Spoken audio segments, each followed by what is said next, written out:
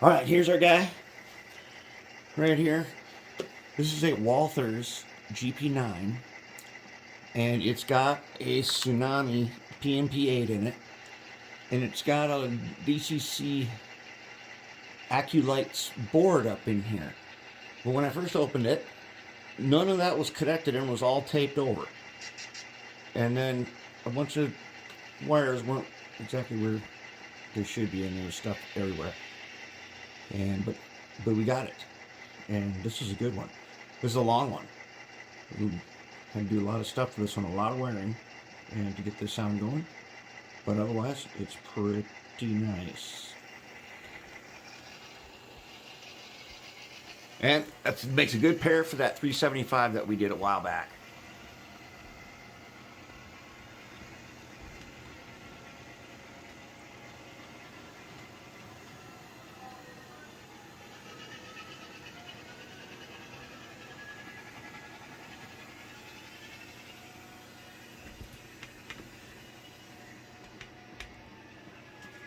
Not too bad. This is a good one. This is a long one. And once again, we're going to see another truck. Essentially the same as all the ones we've been seeing. But then again, it is slightly different. It has its own gear set. Alright, all that's coming up. What we got here now is a Walthers Proto GP7. And in the usual way, remove the couplers. The fuel tank's got one screw. Take that out, pull the fuel tank off, just like this. You'll see the motor mounts. And this one's got a sound card. Looks like a Tsunami maybe. It's got something in the top here too. Yeah, I'm guessing it's got to be a beacon or headlight, lights and beacon. It's not hooked up to anything, but we'll have to dig into that and find out what it is and what it does.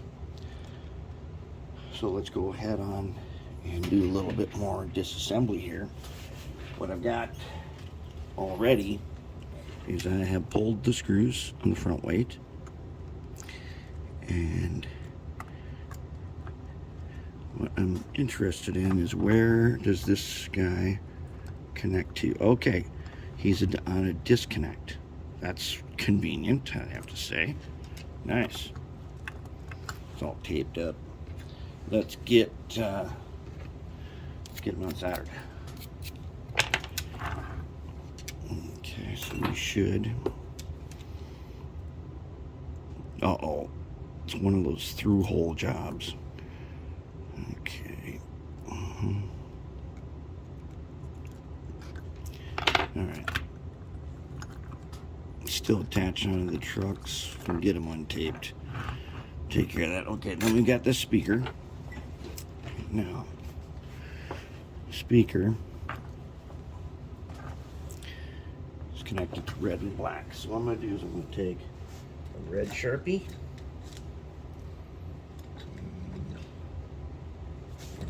Hopefully, if I can find black Sharpie. Okay, let's just go ahead and mark this. Red wire. Now that's actually going to come off there, so let's put a red. Let's make it red around it. All right. Then let's do the same thing on this guy. When it says S minus there. Okay, so that's our sound, and let's go ahead, take them out.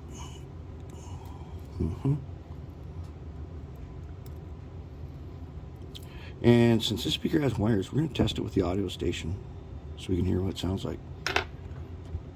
Okay, it takes care now. Okay, we got motor leads. Oh yeah, that's right. You know how thrilled I get about mounting them this direction. All right.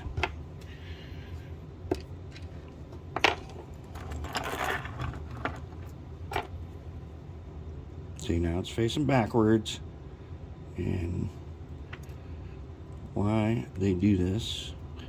They do this because they don't remember the rule about red is always right.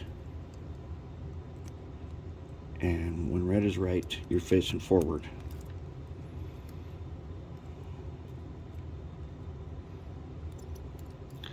That's one. This one is through. Can we get him? Yeah, we did. Okay, motor unsoldered. Now, what do we got here? Piece of tape.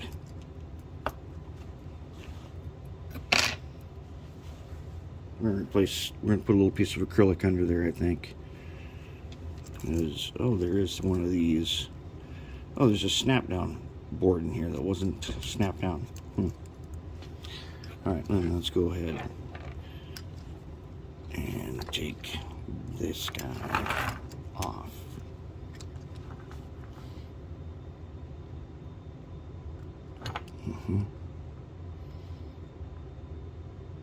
Alright then, coater's out. Now, let's go ahead. What we got here? We're going to take out,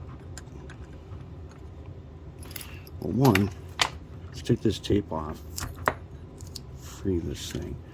Now, this was a current keeper, I think. Yep, Soundtrack's current keeper. Okay, so hopefully that means this is Tsunami2, which I kind of think it is. Does it say on here? 2016 soundtracks. January 2020. It's probably a Tsunami2. Alright, so there's the mounter. And then I am going to remove the speaker. And I'll set up the audio station a little later. And we'll see what we can test in it. I have to find some sound that I'll have to record some sound that we can test.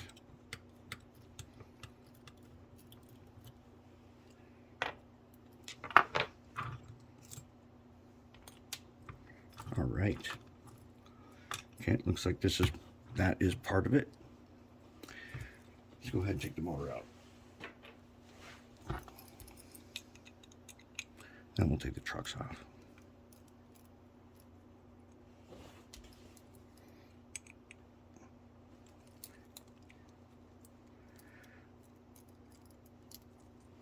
And then we'll throw everything in the cleaner.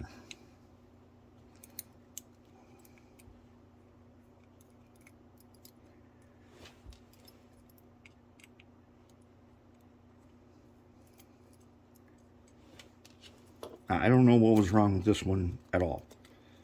All I know is that it needed to come in here with the group that came in, because I'm guessing next Saturday at the operating session, this one needs to be in service. And so we better get moving on it. Worm cap. Worm out. Worm cap. And worm out. There we go. There they are. Alright, let me clean up a little bit, and then we'll get them trucks apart. Let's do a disassembly. What I found already is when I did one, it's just packed with grease, basically. Alright. I also found another thing. I know that it was probably my friend Phil who did this, and I can, looking at his work, I can tell his progress over the years of how he has evolved as putting in this kind of stuff, because he soldered these. So somewhere along the line he got tired of those caps on there, and he soldered. Okay, so what I'm doing here is I'm putting the wedge in at a tab, and I'm taking the tiny screwdriver, and I'm going to put it in that gap and hold it like that. Then I'm going to come down on this side, and I'm going to release that tab. Oh, I guess I already did. Yep. Let me release this tab.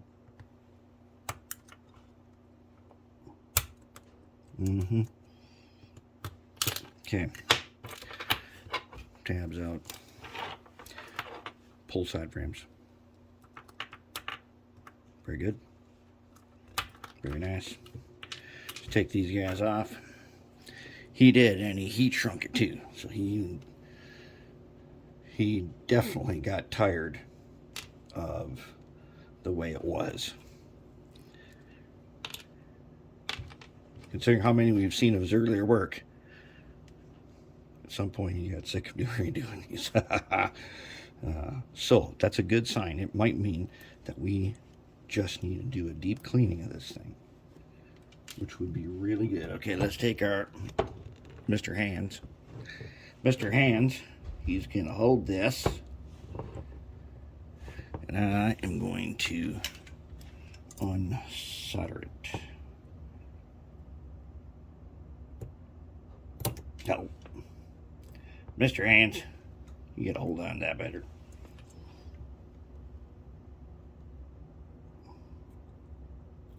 There we go. Drop him in the basket. Okay. Mr. Hands is going to hold that one.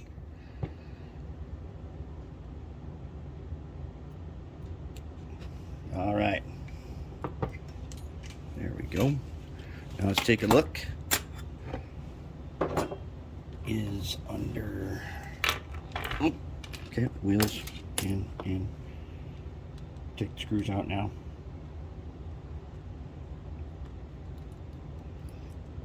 And they are going in.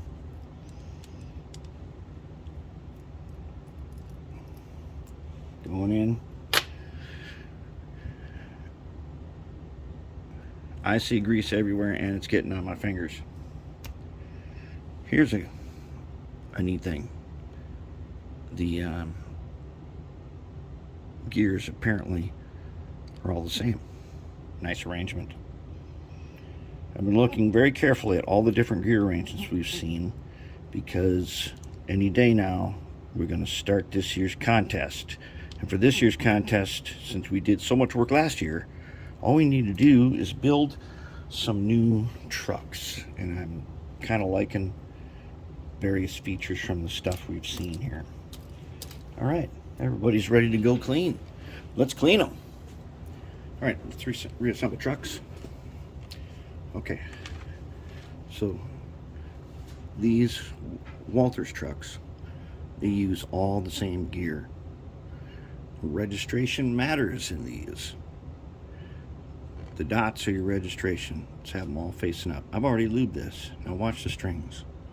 If you can see, let's get in here. Watch the strings. You see them? That means we have exactly enough lube. That's just right. So, you know, we use a little tiny screwdriver like that. And we just wipe on there. And then we get strings around. And that's what we want. The reason registration matters in this one is because so these trucks fit on their own post right here. They've got their own, the axles built in on this one. We've seen so many of this type of truck now, and each brand has slight differences. On the other side is the socket where these go in. And if you put them in backwards, they will be a little bit tight. So you want registration facing up. Okay, so now we can put in the screws. And then I'm going to show you another little feature here that is some good to know info, so that before you struggle mightily against putting these things together, I'm going to show you a simple way. Okay,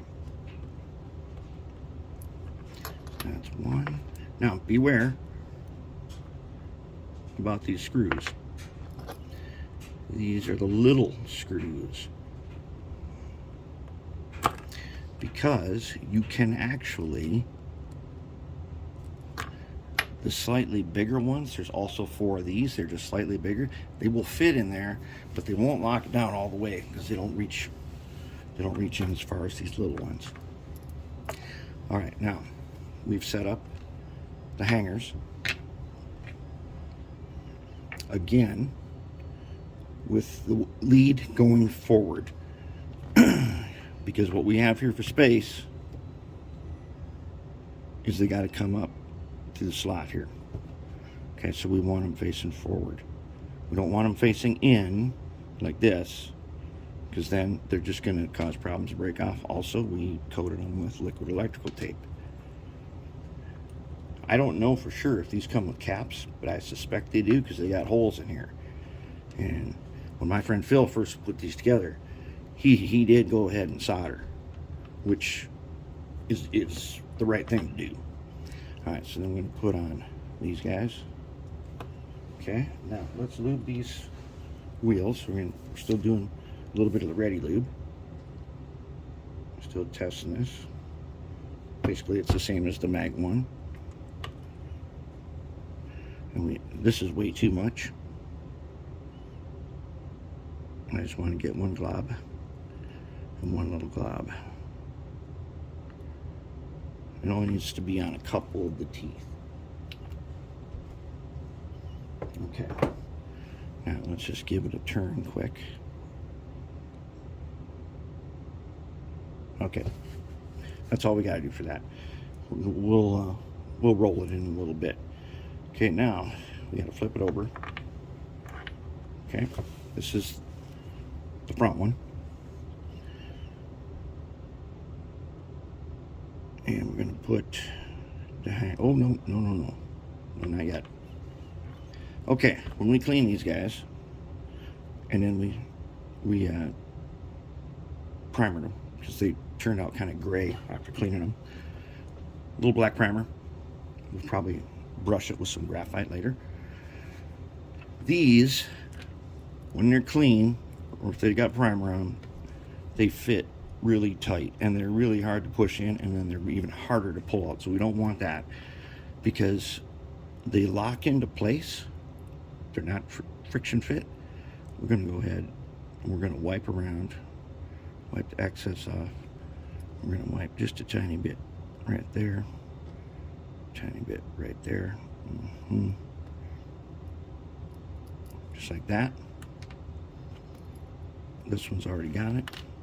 Then we want a little bit in that hole, just a little bit. We want a little bit in here. This will make it so that when you go to do maintenance on these again the next time, they will come right out. If you don't do that, they can be really hard to get out, even though they're unlocked, by taking off that bottom plate. You could end up breaking some stuff trying to force them out of there. All right. They should fit in just like that. Then we'll take this one. Oh yeah, also we did polish these little sockets, and we put some ox guard there. We also ox guarded the wheels, and we ox guarded the end. We cleaned the ends too, and then we ox guarded them, and then they fit on here. That way we should have the best possible conductivity we can get. Okay. Okay. There we go. Very nice. Now, oh, no. We are not in. There, now we are. Okay, everybody's in their spot. Yep. Looks good. Put this on. And I think these are non-directional.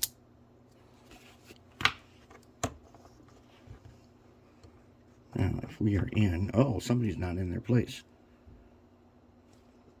Who is it?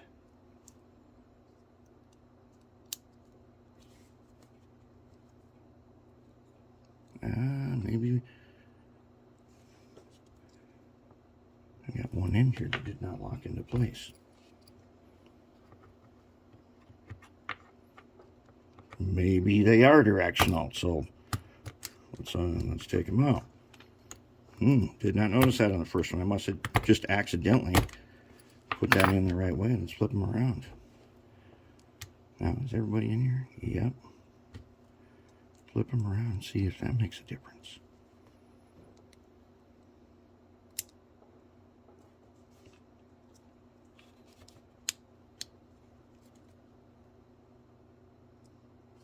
Still does not look locked. Ah, that's why. Side frame wasn't all the way on. Okay. It's locked now. There. Are we rolling? Yeah, we are. Are we rolling freely? Put them over here on the track.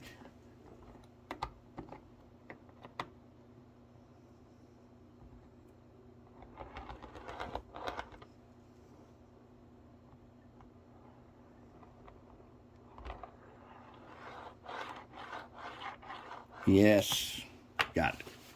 Okay, good. Now I want to show you a little something, preview of this year's contest.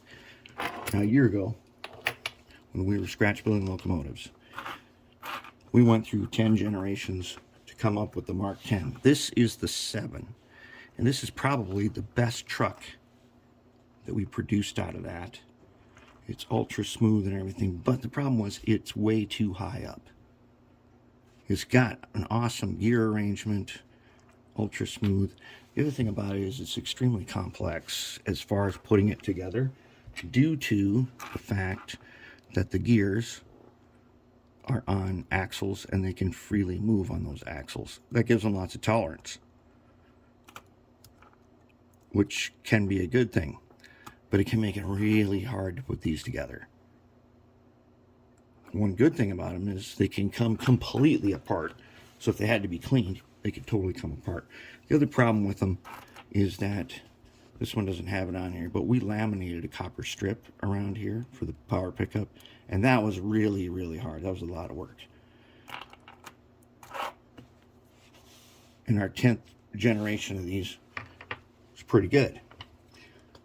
We're going to do this again. We're going to make generation 11, and we are going to kind of follow these trucks that we've been working on. The only downside is I don't have this type of wheel set. I've only got either the old school blue box, or I have the newer ones with the phosphor bronze bearings on them. This time we're going to put an axle on here, and these gears, these 0.5 modulus gears, come in whatever teeth you want. And I have a chart this time that tells me more information about them. Now, I'm going to put them on an axle. I'm going to use a brass rod, just like this. The hole here is 2 millimeters, which means to get it a tight fit on here, you use a 5/64 rod, and then the axle's nice and tight.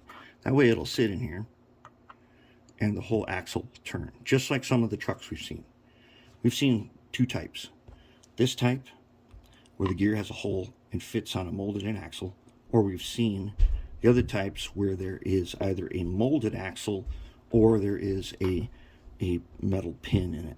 And we're going to do it this way because these are the gears that are super easy to get. A bag of 50 of them is like $7, and you can get them on Amazon. The other thing about these, so these 0.5 module gears, because of their thickness, now we did this a long time ago. We had a Bachmann with a cracked gear that had become so soft we couldn't fix it. We showed it as possible to slice these with a fine saw to make them thinner. Now we shouldn't have to do that for our truck, but if we did, we could do that. And that's just a little preview of what will be coming shortly. We're going to get started on contest locomotives. And Pug's getting new trucks. He's going back. All the 280s, they're getting new trucks and they're going back. And then we're going to come up with a couple new ones too. Okay, let's do worm gears.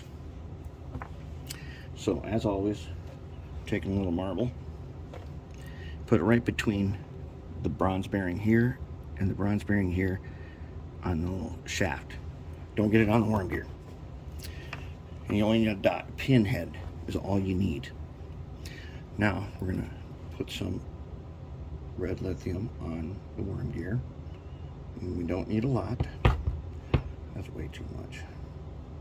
Let's see here. Okay, so I'm going to put some, I'll turn it while I'm doing this.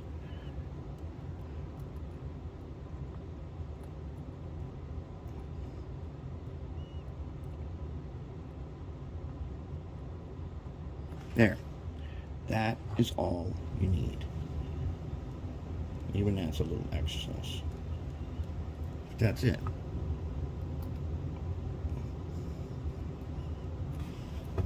That's all you need. Okay, there we go. Now it's going to be super smooth and it's going to be quiet. Then put the cap on. One of the things I noticed about this locomotive is when I looked up the picture of it, it showed long hood running forward, and in this setup, the motor, usually we like the leads back here, but it's facing that way for whatever reason, and it probably had a, let's take a look at the shell. Maybe there's an F mark on it. Nope, the shell has an F at the front, and the F stands for front. Okay, so we may have to, it may be that you have to go into the settings for the decoder and change it to run the direction that you want it to. But anyway, see, now our wires are up here, and probably we put in the weights. I might just stick a piece of heat shrink on here and not shrink it, just to hold it. And then these are going to be our leads, and we're going to put in Tsunami. So let's get set up for some wiring. Let's have a look at the wiring plan. Now, remember when I said there was this thing that was taped in here? Well, I pull it out and it happens to be this. And what this is an Accu-Lights light board. It's pretty cool, but it was all taped up in there, and it had a disconnect on it that was taped over, so it wasn't in use. I'm not sure why, other than the fact that this Soundtrack's board did not have, definitely it was not in use, because this is 3 functions of lights. It's front and rear lights plus a beacon, and it was in there with there was a piece of sticky carpet tape in there I had to get rid of, and it had a disconnect on it, which had wires of different colors that I did not understand why, but I understand now, because the connector it was going to use had different colors. So I wired it according to what I believe are the correct wires. Yellow, I'm guessing it's yellow, white, green, purple. There's 4 functions. You can do 4 lights on here. And then the blue, which as we know is the common, that's also on here. It had a disconnect wired onto it that had different colors, which is kind of confusing. But we took it off, no problem. And then it's got these wires. Now, I am not really familiar too much with these bare wires, but they do have this coating on them like the jewelry wire has.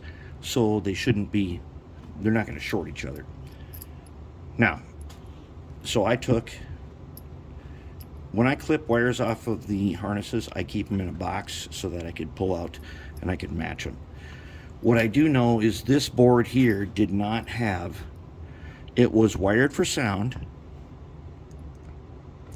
wired for track power, wired for motor, but there was no lights.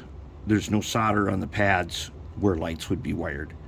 So I take it, this was in here for sound, and then this was never actually in use. It's kind of a neat board though. This board here is it's pretty sweet. Check this out. It's got a whole bunch of surface mount resistors. Okay, so that's where you connect your basically the black wire on any light fixture. And then the no, I take that back. These are basically the red wire, because the blue, that's a plus, so the blue is the plus. Okay, and then on this side it has your individual functions: yellow, white, green, purple. There's no purple on this one, so but We've got yellow and white, so that should be front and rear. We've got a green, that should be beacon. Pretty neat board. Now when we do these, we make these, and they're not as small as this. This is pretty neat. These are like $7. I looked them up. But when we make them, we use disconnects and stuff. But that is very nice and compact. That's a really nice thing. If you don't like making your own circuit boards, I would get one of these. They're cool. Okay, so then it had this bracket on top of the motor, which is broken. It was broke off, and I thought, okay, well, I'll just goop it in place and we can use it again. But we can't. We can't use it because that thing has two little clips where the board locks in. They don't work with this speaker. Okay, we are facing to the right, forward.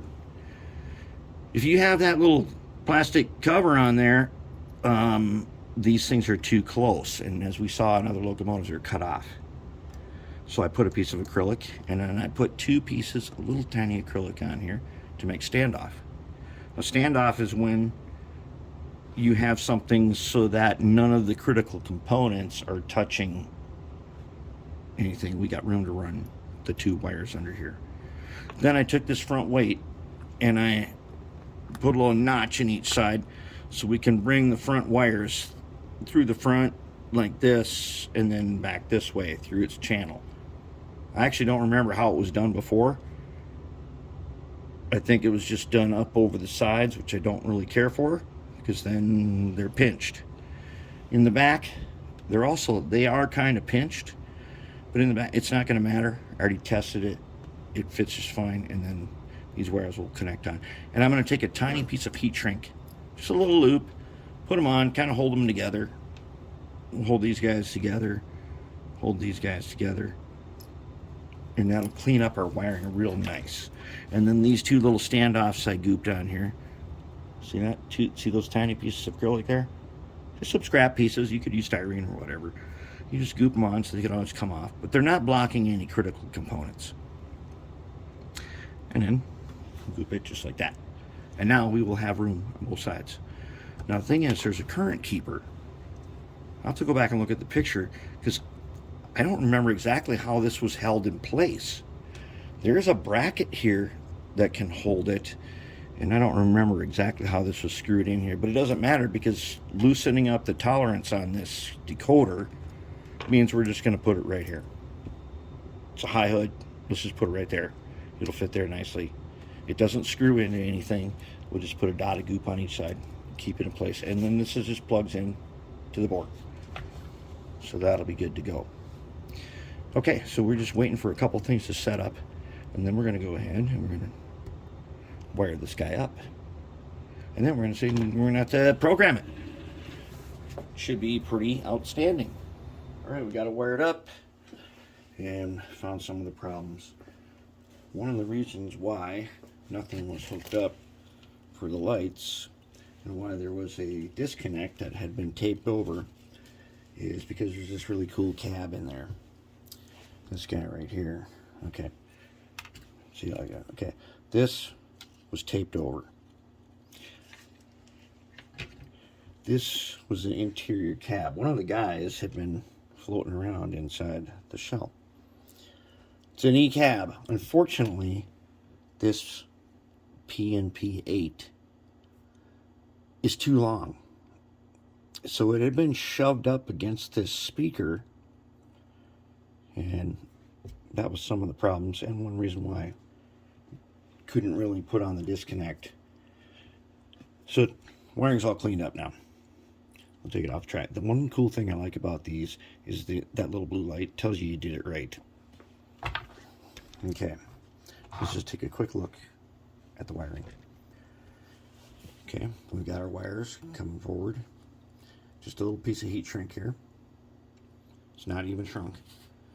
Connected on speakers. I put their loose wires in a little piece of heat shrink.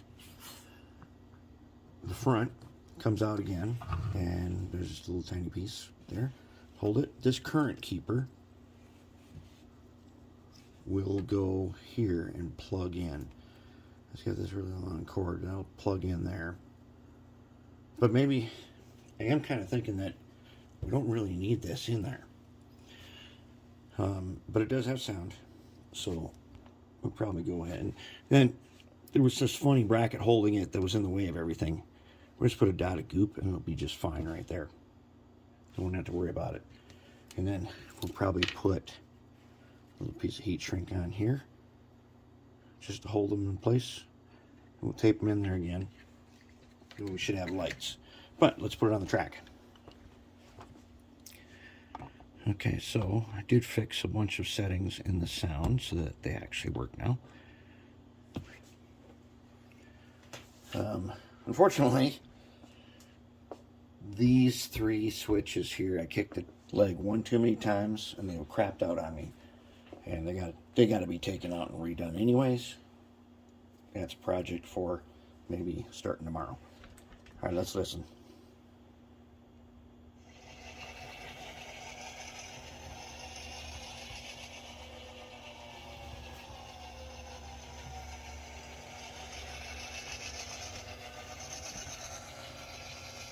I put a little bit of decel on them because even with the flywheels, tended to stop right away. And I did tune up that motor a little bit so it works much better.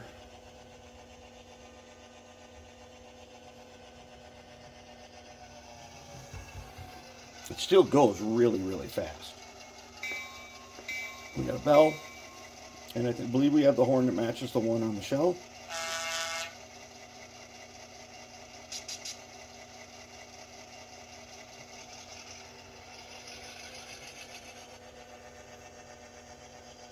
One of the things I do not like about these Walthers trucks, though, is they are so low profile that these things here, which go around the gears, look at that. There's like no clearance on these. So the magnet there, they can't go over it. Now I should lower this magnet just a little bit anyways, but still, that's not a great design. If there's anything at all on the track, or if the track is uneven, this thing is going to derail. But other than that, if the track is good, it's pretty smooth, pretty decent. All right, so we'll go ahead, hook up the shell down. But I wanted you to see under the hood before we close it up. And that cool little interior here probably will have to be saved for a different project, because it just cannot fit with this big guy in there. But that's no problem. Comes out as one piece. All right, let's get this thing wrapped up. Let's look at wiring. We got white for headlight, yellow for the rear light, green on F3 is going to be the beacon, and the blue is the power. And there it is. Let's close her up. I'm going to close it up, and then all I got to do is put in the couplers, put in the coupler pockets, put the screws in, and it's held together. Then we'll take it over the track and test it. Okay, I think we made it to the finish line. The light's working good. That little board in there, pretty cool. Only one thing is, with this decoder, there is not the option to make it the beacon an actual beacon. You just can't do it. It's a light, that's all. But let's take a listen.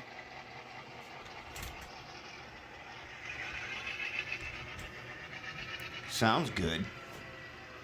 When you put the shell on, it really cuts down the sound on those little speakers. And I noticed on this one and 375 that we did earlier, they really are pretty speedy. I mean, they really can move out. And I have turned the speed table down. So these two are pretty close to each other. Let's see if we can, maybe we can pull something, huh? So let's do this. What are we going to do here? What we're going to do... Oh, I did one other modification, which I'm going to have to show you. I'm going to take them off the track and show you. I'll tell you what, that current keeper in there is 30 seconds. Okay, before we hook up, I'm going to pick him up and he's going to keep on going for as long as I'm going to talk about it. On the bottom, those things were giving me so much trouble derailing that I had to file these little things right here. You can focus, I filed those. And now it works way better. They're just too close. That's a terrible design right there. But now that they're filed down, I haven't seemed to have a problem with it. But they would hit rails going through turnouts. And no wonder. Alright, so now let's put them back on here. In fact, let's put one this way, one that way. And let's hook up. Oh, really? Alright. Malfunction. I put the rear coupler on upside down. Back and Alright, we're ready to try it. Easy fix. Okay. Let's take these guys. I comp system. Super easy. Let's see if they can pull, oh boy, the scrapping gondolas. That could be a tough one. That could be a very treacherous move.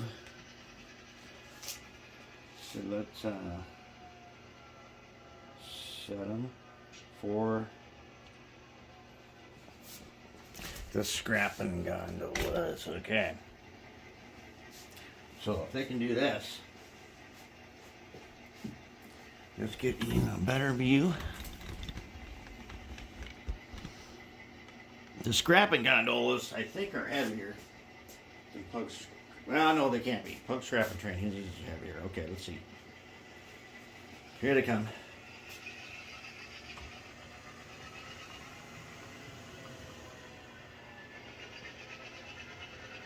Oh, no! Switch to the wrong track. Let's try that.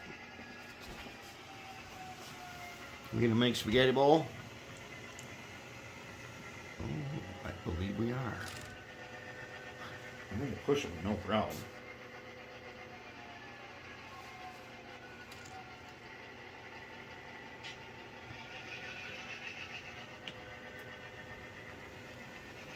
Oh yeah, they can do this one easy.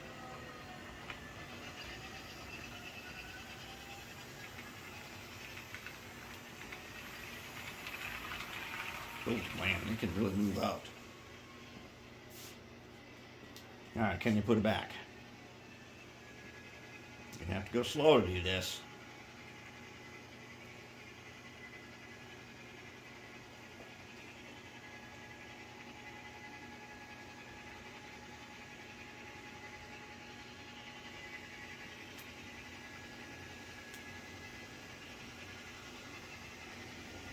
I think you're doing pretty good. Pretty good. Let's do one last test. Let's do one last test. Let's unhook.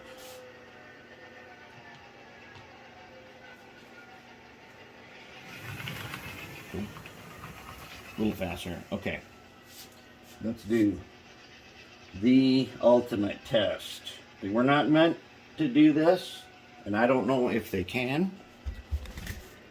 But let's bring them down here and find out if they can make bridge 15. First, they got to make the treacherous spaghetti bowl.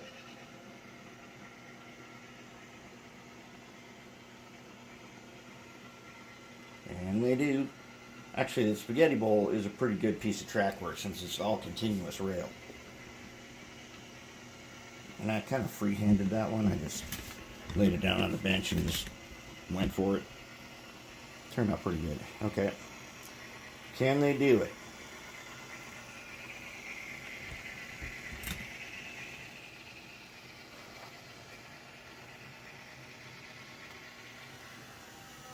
Whoa.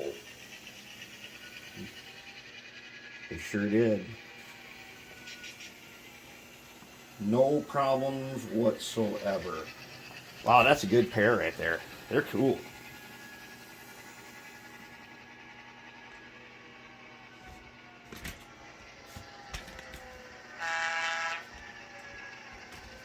All right. I think we're going to call it. That's a good one. That is a good, nice pair right there. And Saturday should be the day they get tested on the layout. See if we can get some video of that. Another one, good to go.